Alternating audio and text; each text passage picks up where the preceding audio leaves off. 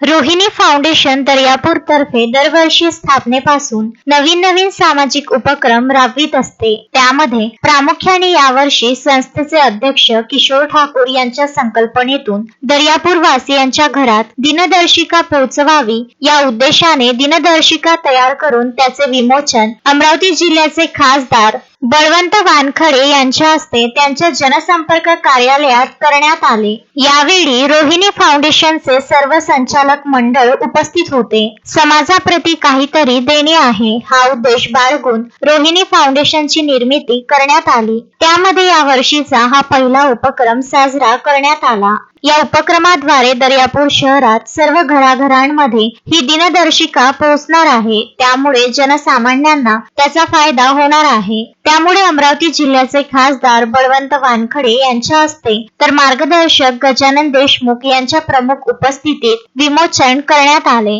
या प्रसंगी त्यांच्या समवेत रोहिणी फाउंडेशनचे अध्यक्ष किशोर ठाकूर, उपाध्यक्ष संतोष मिसाळ, सचिव निलेश पारडे, खजिनदार दत्ता कुंभारकर, संचालक अमोल कंटाळे, रितिका देशमुख, नारखेडकर इत्यादी उपस्थित होते. उपस्थितांना खासदार यांच्या हस्ते दिनदर्शिका वाटण्यात आल्या. दिनदर्शिका तयार करताना अनेकांचे योगदान लाभले. त्या सर्व उपस्थित सहकार्य करणाऱ्यांचे संस्थेचे अध्यक्ष किशोर ठाकूर यांनी आभार व्यक्त केले.